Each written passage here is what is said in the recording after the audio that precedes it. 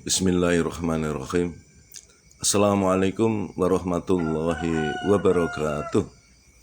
Alhamdulillah.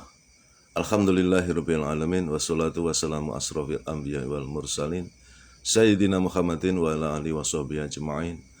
Rabbi israh li sadri wa yassir li amri wahlul 'uqdatam min lisani yafqahu qawli. Halo teman-teman, sahabat sekalian yang mulia, apa kabar? Alhamdulillah kita berjumpa lagi di dunia maya dalam keadaan sehat walafiat. Dan oleh karena itu yang tidak pernah kita lupakan untuk selalu bersyukur kepada Allah atas segala karunia yang telah diberikan kepada kita, yang sebetulnya kita tidak mampu untuk menghitungnya. Tetapi paling tidak kita telah mendapatkan nikmat atau karunia kesehatan, kesempatan, karunia umur panjang yang barokah, dan tentunya karunia yang paling agung adalah karunia iman dan Islam. Karena dengan keduanya itulah kita akan selamat fid dunya wal akhirah. Salawat serta salam semoga senantiasa terlimpahkan kepada baginda Rasulullah Muhammad Sallallahu Alaihi Wasallam beserta keluarganya, para sahabatnya, dan semua pengikutnya, tentunya termasuk kita yang mengharapkan syafaat beliau kelak di yaumil qiyamah. Teman-teman, sahabat sekalian yang berbahagia, pada kesempatan ini saya tentu yang pertama kembali mengingatkan betapa nikmatnya kita telah melaksanakan sholat subuh, karena sholat subuh adalah sholat yang paling utama, ya, komandannya sholat fardu, karena dalam sholat subuh itulah malaikat menyaksikan.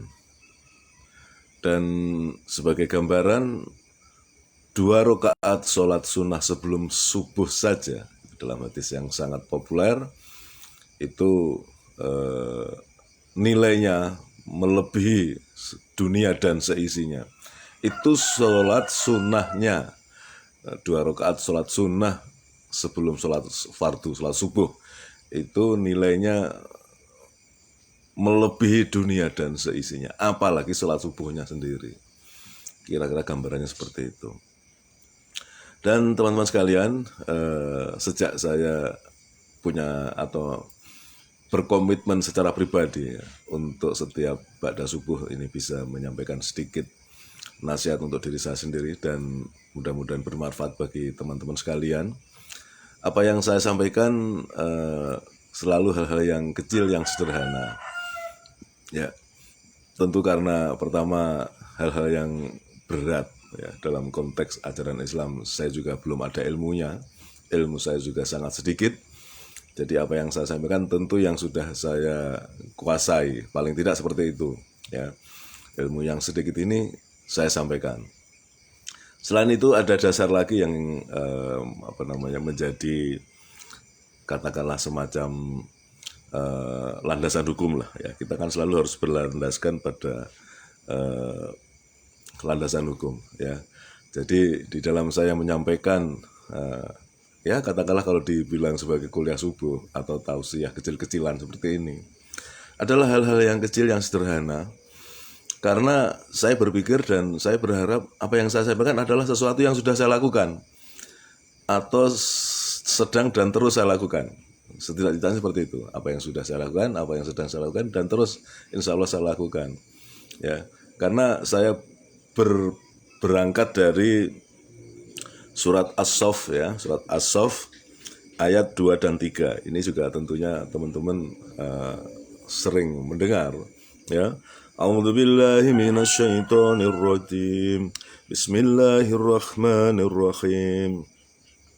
Ya ayyuhalladzina amanu lima taquluna ma la taf'alun kabura maqtan indallahi an taqulu ma la taf'alun.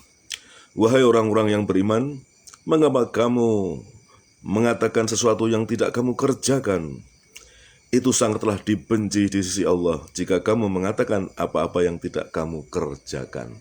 Ya, ini teman-teman sekalian, ya. Jadi berangkatnya saya, dasar hukum saya di dalam menyampaikan, ya, yang tadi saya katakan semacam tausiah, kuliah subuh, ya. Hal-hal yang sederhana, hal-hal yang ringan-ringan lah menurut saya. ya. Karena saya berharap apa yang saya sampaikan adalah sesuatu yang sudah saya kerjakan, sedang dan terus saya lakukan. Kira-kira seperti itu, ya. Karena saya takut dibenci oleh Allah. Kenapa? Yaitu tadi surat As-Saff ayat 2 dan 3, ya, yang memperingatkan, Allah memperingatkan kepada orang-orang yang beriman, mengapa kamu mengatakan sesuatu yang tidak kamu kerjakan, ya. Kabura maktan ini adalah sangatlah dibenci oleh Allah jika kamu mengatakan apa-apa yang tidak kamu kerjakan. Ini teman-teman sekalian. Jadi dalam bahasa lain, jangan sampai kita menyampaikan sesuatu yang tidak selaras antara kata dan perbuatan. Nah, itu yang tentunya sangat perlu kita perhatikan. Jadi kalau misalnya, ya, saya selalu di awal kultum ini menyampaikan, mari kita sholat subuh tepat waktu di masjid berjamaah. Ya insya Allah itu sudah saya lakukan dan terus akan saya lakukan insya Allah. Ya. Kemudian saya menyampaikan tentang keutamaan bersedekah. Ya, insya Allah itu sudah saya lakukan, sedang dan terus akan saya lakukan. Ya. Kemudian kemarin itu saya menyampaikan tentang keutamaan, ya, di dalam hari Jumat itu kita melakukan 3 hal, ya kan, membaca surat Al-Kahfi, kemudian memperbanyak bersolawat dan bersedekah. Insya Allah itu sudah saya lakukan, sedang dan terus akan saya lakukan, dan seterusnya dan lain-lain. Teman-teman sekalian, saya menyampaikan ini supaya kita semua paling tidak selalu berpikir, jangan sampai kita dalam istilah yang sangat ngetop populer begitu, ya, gaul begitu, ya, jangan sampai omdo, ya kan, jangan sampai omdo, omong doang, ya, atau ada istilah lain yang lebih keren begitu, jangan sampai kita menjadi NATO, ya, not action talk only, ya. Jadi nggak ada aksi tapi ngomong doang. Itu teman-teman, saya kira hal-hal yang seperti ini perlu kita perhatikan di dalam kehidupan ini supaya kita tidak seperti yang diingatkan Allah dalam surat Shofat ayat 2 dan 3 tadi, ya. Kita mengatakan sesuatu yang tidak kita lakukan, ini akan sangat dibenci oleh Allah, ya. Bahaya. Jangan sampai Allah benci sama kita. Yang kita harapkan adalah Allah sayang sama kita. Karena kalau Allah sayang sama kita, maka insya Allah Allah ridho kepada kita. Dan kalau Allah sudah ridho, itu adalah pintu masuk, password, ya, yang sangat tokcer lah begitu, ya, untuk kita masuk surga. Ya, karena seperti yang sering saya sampaikan bahwa kita masuk surga bukan karena amalan-amalan kita, ya, nggak mencukupi. Kalaupun mencukupi, ya kita masuk surga hanya sebatas durasi waktu kita di dunia ini yang sangat singkat. Apa mau kita kemudian dikeluarkan lagi dari surga? Ya, jadi tidak ada alumni surga itu, ya. Kalau sudah masuk surga ya abadi, ya, selamanya. Kalau alumni neraka ada, ya, alumni neraka ada. Ada kisah tentang bagaimana nanti orang yang paling terakhir ya, disiksa di neraka itu, yang dia punya iman hanya kecil sekali, ya, setelah ribuan tahun, mungkin ratusan ribu tahun di neraka, akhirnya kemudian diambil dan kemudian dimasukkan ke dalam surga. Sehingga ketika dia masuk ke surga, baru surga yang pintu pertama, ruangan pertama saja, ya, katakanlah lobinya begitu, ya, dia sudah merasa, ya Allah, nikmatnya surga itu, ya Allah, gitu kan. Ya, kira-kira seperti itu, ya, teman-teman sekalian. Jadi sekali lagi, mari kita melakukan sesuatu yang kita katakan, ya, kita lakukan, ya. Jadi ada keselarasan, ya, satunya kata dan perbuatan, ya. Yang notabene di dalam dunia politik misalnya, waduh, parah itu, ya. banyak orang yang kemudian melupakan janji-janjinya, ya kan? Ya, janji-janjinya macam-macam itu, ya.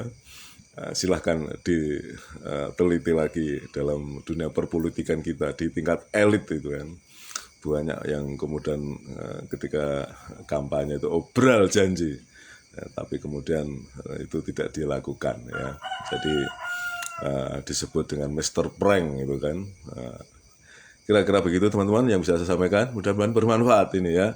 Jadi mari kita terus berusaha untuk meningkatkan amal-amalan kita, ya, sedikit demi sedikit, ya, karena Allah tidak membebani seseorang kecuali dengan kemampuannya.